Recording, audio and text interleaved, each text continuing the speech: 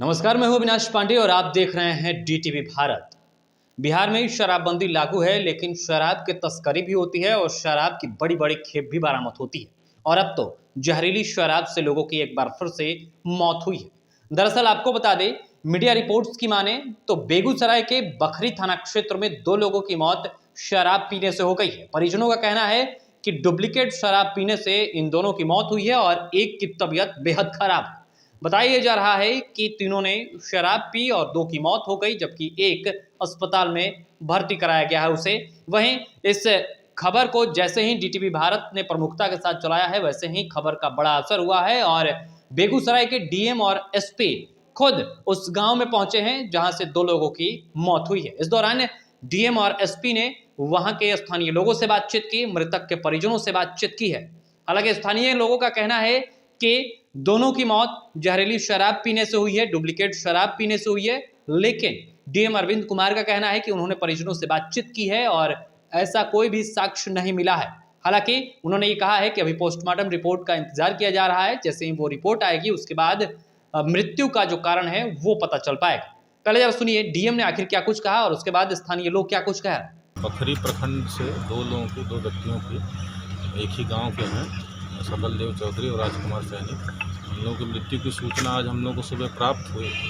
तो ये शंका जताई जा रही थी कि कहीं पे कोई जहरीली शराब पीने से मृत्यु हुई है क्या। तो हम लोग उनके परिवार के जन दाह संस्कार के लिए ले जा रहे थे, तो अधिकारियों को भेज के पोस्टमार्टम के लिए यहाँ पे उनको लाया गया है।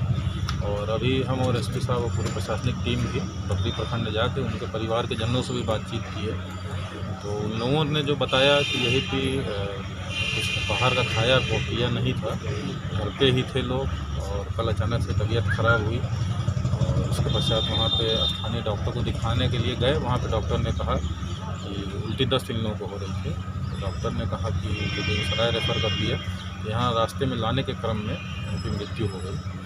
तो परिवार के जनों के बयान के हिसाब से तो अभी ऐसा नहीं लग रहा है कि किसी जहरीली शराब पीने से हुई है, लेकिन हम लोग और छानबीन कर रहे हैं उसमें।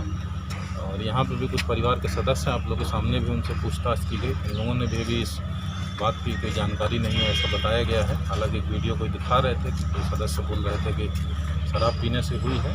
इसलिए हम लोग और जांच कर रहे हैं। पोस्टमार्टम के पश्चात हो सकता है कुछ इसमें क्लैरिटी आ पाए या दूसरा जाँच के पश्चात आ पाए कि शराब पीने से हुई है कि कोई अन्य पॉइजनस फूड कोई खा लिए उससे हुई है।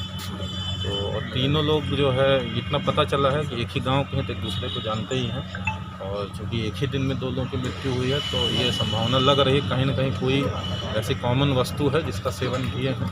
लेकिन पूछताछ से जितनी भी बातें छन के आई हैं, उससे भी जहरीली शराब की तो पुष्टि नहीं हो रही है। तो लेकिन हम लोग और अभी जाँच करेंगे और उसमें जो भी जाँच के बाद फाइंडिंग्स आएगी उससे आप लोग बता दें। पूरे बेगूसराय ज़िला में भी हम लोग पिछले कई दिनों से लगातार रेड भी करवा रहे थे और ऐसे व्यक्तियों की सूची भी बनवाए हैं जो लोग 2016 के बाद से किसी भी प्रकार से इसके शराब के कारण मद्य निषेध अधिनियम के अंतर्गत जेल गए थे, जमानत पर छूटे हुए हैं। तो उसमें लगातार लोगों पे रेड करवाई जा रही है, उनकी लिस्ट बनवा के। और बकरी के इस गांव में भी, इस टोला में भी 22 तारीख को भी रेड की गई थी, शराब जब्त की गई थी और हम लोगों ने इसकी जांच भी की, उसका रिपोर्ट भी देखा है।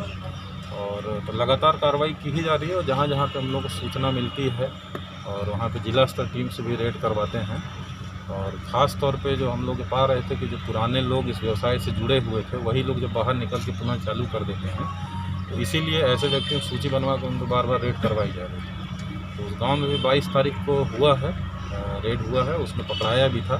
तो देशी शराब उसमें उसको जब्त भी किया गया था, विनिष्टीकरण भी किया गया है और लगातार रेड कराने का निर्देश हुआ भी था। और आज भी सूचना के पश्चात फिर उसी गांव में भी कई जगहों पर पुनः रेड कराएगी।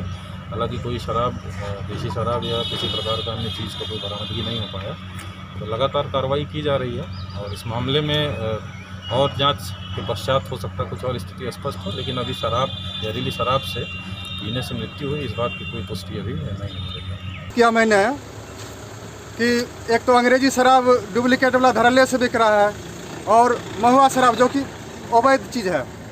इससे सैकड़ों लोगों की जान जा चुकी है गोरिहारी मोहल्ले से, बखरी मोहल्ले से।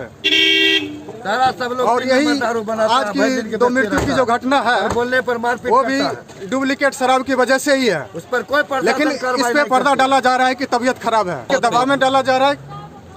डीएम से बोले कि नाम बताइए और मतलब है क्यों नहीं एक्शन होगा करके। हम तो बोले कि भाई जिस रोड से आप गुजर रहे हैं उस रोड में दारू बिक रहा है और आप कुछ नहीं कर पा रहे हैं।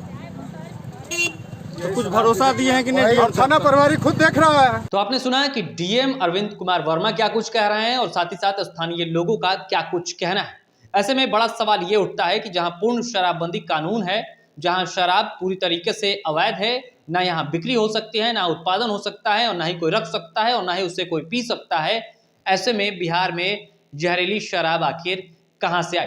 हालांकि अब ये जांच का विषय है कि उन दोनों की मौत कैसे हुई, प्रशासन इस पर किस तरीके से कार्रवाई करती है, ये भी देखने वाली बात होगी। लेकिन इस खबर में जो भी अपडेट होगा डीटीवी भारत आपको वो जरूर बताएगा। फिलहाल इतना ही, बन रहे हमारे साथ, देखते रहें डीटीवी भारत।